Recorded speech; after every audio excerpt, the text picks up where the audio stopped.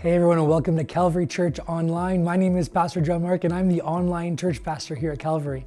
Whatever platform you're joining us on or listening from, it is such an honor that you've joined us online. Here at Calvary, our vision is to help you connect with God and one another. Everything that we do revolves around those two things. And our chosen method for connecting with others is meetups.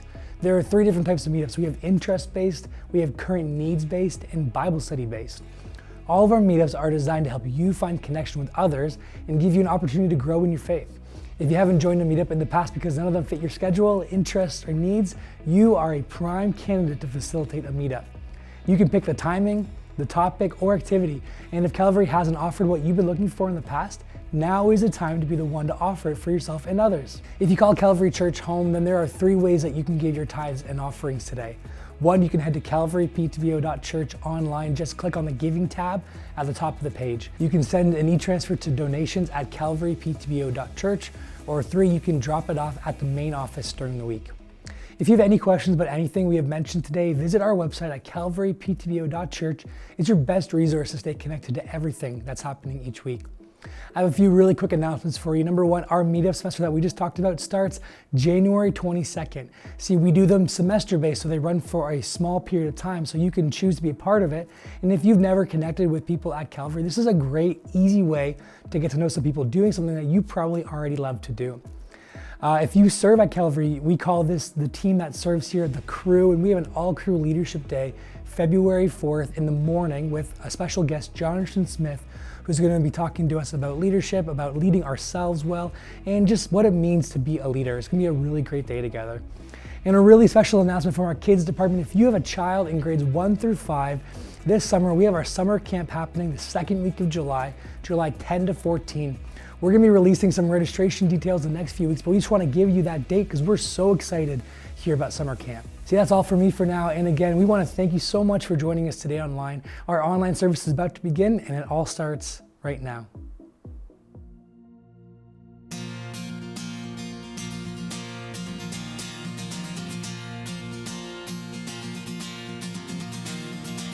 Lift up your voices and lift up your praise. Join with the heavens, declaring the wonders of His faithfulness forever. Sing of the victory, the hope of the world. The Savior has risen, the Spirit has come to bring us into His love forever. Oh, we are the people of God with the freedom of hope in our hearts. Our great is the love of the Father. Oh, we are the people of God with the freedom of hope in our hearts. Our great is the love of the Father. Lifted from darkness and into the light, the sons and the daughters are loved at a price. Our God has made us His forever. Let's sing that again. Lifted from darkness. Lifted from darkness and into the light, the sons and the daughters are loved at a price. Our God has made us His forever.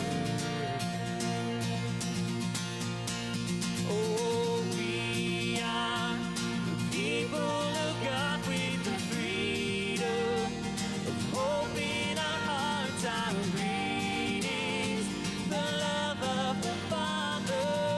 Oh, we are. Oh, we are the people of God with the freedom of hope in our hearts. Our great is the love of the Father. This is the song of the redeemed, the ransom and the free. Oh, give life at such a price. This is love. This is love. with the Father who calls us home. Oh, if we see him on the throne, oh, hear the voices sing as one. This is love, this is love. Oh, we are the people of God with the freedom of hope in our hearts. How great is the love of the Father. We are, oh, we are the people of God with the freedom of hope in our hearts. How great is the love of the Father.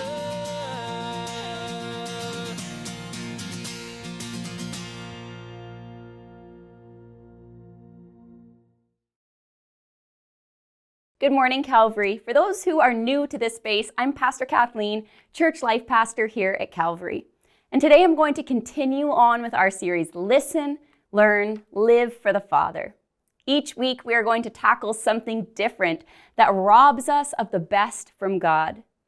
Pastor Bill Morrow, our interim pastor, when he launched this series, he walked us through a really important truth, that once you've been reconciled back into the family, sin no longer separates you from God like it does before you have accepted the gift that he offers you of reconciliation, which, as we know, is made possible only through Jesus. But that what sin does do is it robs you from accessing the best of what God is always offering, himself. There is no worst of God and best of God. It's not like what my husband and my kids get when I'm really hungry or when I've had a terrible night's sleep, in comparison to what they get when I'm at my best. No, God is always at his best, all of the time. And so it isn't a matter of God sometimes giving us his leftovers or less of himself when he shows up. It's always a matter of us choosing him or not choosing him. He offers the best in himself. But when we don't choose him, we don't then access the best. And we aren't then at our best as individuals, as humanity, or even as the church. Adam and Eve had the best from God, and yet the serpent planted this doubt that they chose to listen to. Maybe God's plan wasn't really the best. You won't surely die, it said. Go and eat from the tree that he told you not to. He just doesn't want you to be like him. They believed this, and we know how that worked out for them and for us. The serpent overpromised and underdelivered. This is what lesser kings do. The enemy has been speaking this over humanity since the beginning of time because he knows that if he can convince you to follow him, or to follow yourself, or to follow any other lesser king, then you will live out that lesser vision for your life. And he will have succeeded at robbing you of the best from God. This is what I want to talk to you about today. I want to talk about allegiance, because this is where it went wrong in the garden. Who will you give your loyalty and allegiance to, Adam and Eve? Who has your trust really? Whose way are you following? It's where Israel went wrong over and over and over again.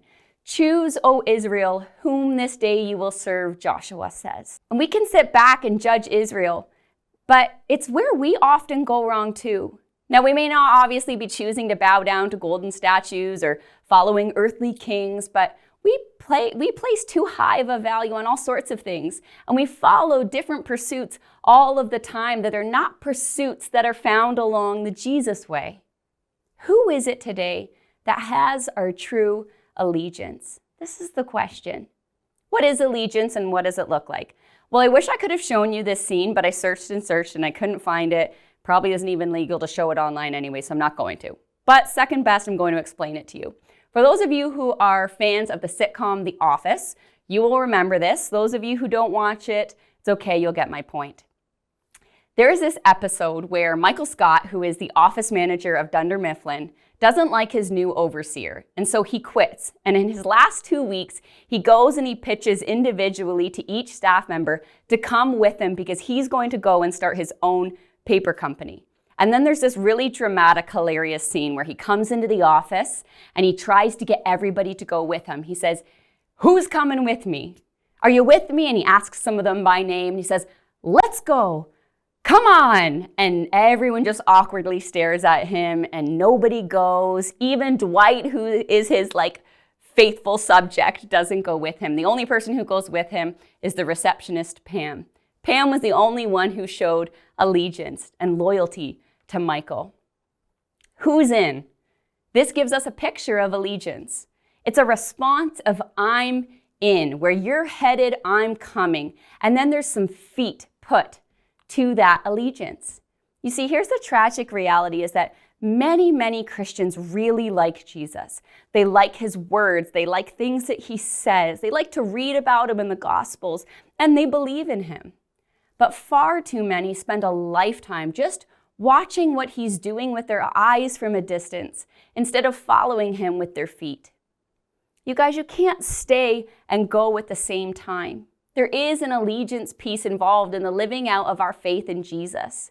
And that isn't meant to be daunting when you hear that. Not at all, not with Jesus. His rule isn't oppressive. It's actually the liberation from the oppression of all lesser kings who always, every time, overpromise but underdeliver. Jesus shows us by his life what kind of king he is. He teaches us about the kingdom of heaven that doesn't look like any other kingdom we have ever seen or read about in history. He tells us how to participate in it and what our lives will look like when we do. And he asks us all the time, guys, are you in? Are you coming? Because I am the light of the world, and whoever follows me will never walk in darkness, but will have the light of life. John 8:12. Allegiance to Jesus leads to life every time. Joshua's end-of-life plea in his old age, his farewell address to the Israelites, I referred to it earlier, is, guys, don't serve the gods that your ancestors did. It never worked out for them. Choose this day whom you will serve. As for me, I've seen him at work. I'm going with him. I choose allegiance to him. Every single day and in every single decision, we make a choice of whose way we are going to follow. There are kingdoms at war for our allegiance, and it's really important that we know when we just take time to ask ourselves who we've chosen to really trust. And in our goal setting for our lives at the beginning of the year, whose vision does that reflect? Because it can't be God and it can't be God too, as Pastor Bill talked about last week. Dual allegiance is incompatible. And you know who else knew this and understood it? The Romans did.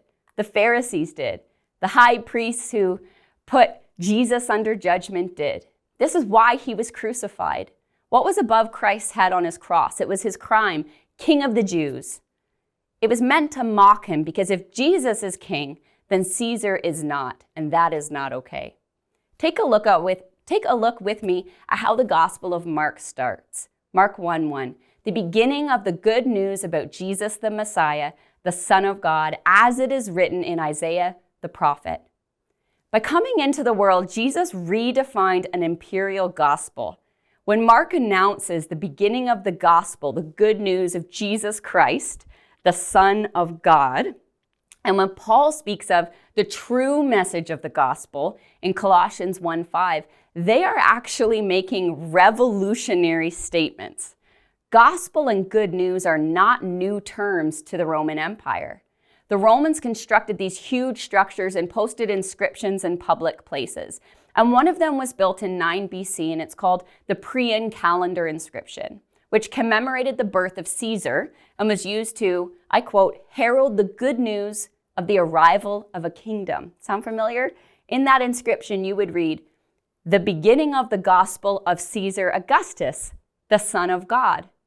Only one can be true. These are competing ideologies. Who is the Son of God? Who does allegiance belong? Should they follow the way of Caesar or should they follow the way of Jesus? The Pharisees, who were loyal to Herod, ergo also loyal to Caesar, wanted to trip up Jesus by forcing him to answer, where does your loyalty lie? Are you loyal to Caesar or are you not? Do you remember this story? I'm going to put a picture here on the screen, and then I want to read you from Matthew 22:15-22. Then the Pharisees went out and they laid plans to trap him, Jesus, in his words. They sent their disciples to him along with the Herodians. Teacher, they said, we know that you are a man of integrity and that you teach the way of God in accordance with the truth. You aren't swayed by others because you pay no attention to who they are. Tell us then, what is your opinion? Is it right to pay the imperial tax to Caesar or not? But Jesus, knowing their evil intent, said, you hypocrites, why are you trying to trap me? Go ahead, show me the coin used for paying the tax. And then they brought him a denarius, and he asked them, whose image is this? And whose inscription? Caesar's, they replied. And then he said to them, so give back to Caesar what is Caesar's, and to God what is God's. When they heard this, they were amazed, so they left him and went away. I think they missed the point of what he was really saying. The response of Jesus to the trap revolves around the concepts of image and ownership. He looks at the denarius coin, which is essentially a day's wage, and he asks, whose image is on the coin? By asking this, Jesus is making a really intense point, which alludes deliberately to Genesis 1:26-27, which all of Israel would have had memorized. God made mankind in his own image. Coins bear the image of the emperor, but humans bear the image of God, Imago Dei. So Jesus says, go ahead, give to Caesar what is Caesar's. Give the image of Caesar back to Caesar, aka the whole man-made system. Let him have it. Let him have his power and his wealth. But give to God what belongs to God. What was made in his image? You were. And so give to him and him alone your allegiance. There's a quote that Ryan Morgan said, and he's in our church and he teaches at the Bible college, and he was helping me craft this message. And I told him, I'm going to quote you. He said, there's not a single square inch of dirt on this planet that is not rightfully his. And there is not a single human being, past, present, or future, who does not need him. We need the one whose image we were created in. Follow me, Jesus says, and I will be a father to you, and you will be my sons and daughters, says the Lord Almighty. 1 Corinthians 6:18. Do you know what happens to me when I read that? I feel liberation and I feel freedom. Why? Because I know the Father to be a really good Father. I know him to be the best Father. And I know the way of Jesus to be a better way than every other way I've gone before. And I have tried a few.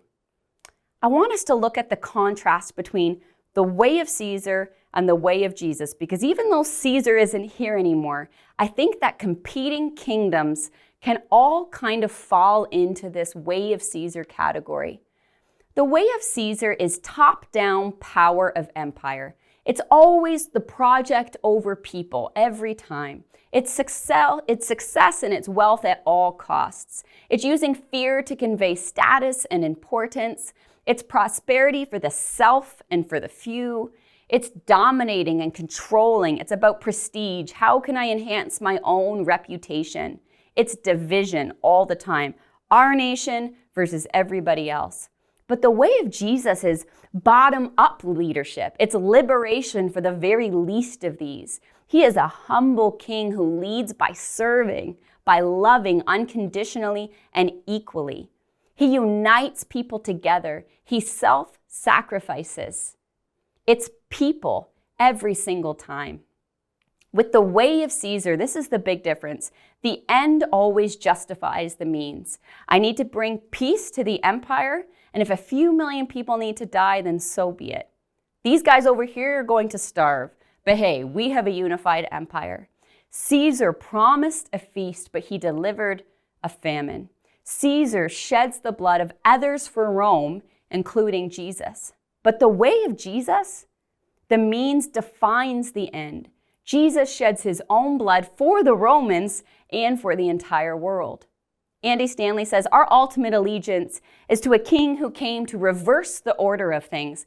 The king who, rather than requiring his subjects to die for him, died for them instead. Here's a question. Why do you think Caesar cares so much that people follow him? Because if people stop following him, then he's no longer king. His kingship is entirely for his own benefit. Why do you think God cares so much that we follow him? God wants us to follow him entirely for our benefit. Whether we choose to follow Jesus or not, he still remains king. Whether we choose to live by someone else's way or our own way, build their kingdom or establish our own, his is the kingdom that remains in the end. Look at this verse from Revelation. Then I saw a new heaven and a new earth. For the first heaven and the first earth, along with all of those kingdoms, had passed away, and there was no longer any sea. And I heard a loud voice from the throne saying, look, God's dwelling place is now among the people. Pause. From garden to garden, and he will dwell with them. They will be his people, and God himself will be with them and be their God. He will wipe away every tear from their eyes. There will be no more death, mourning, or crying, or pain. For the old order of things has passed away. He who was seated on the throne said, I am making everything new. Jesus cares not because he needs, but because he loves. He cares because he created us with the very best in mind, and he knows that we will only ever find it in relationship with him. So, Ken, with great humility, I ask you to do today what I plan to do for myself. Answer this question. Whose way are you walking in? Who are you following? Do you know? Have you stopped to think about it recently? Have you been spectating, waiting, and just watching what he's doing, but you're not following him with your feet?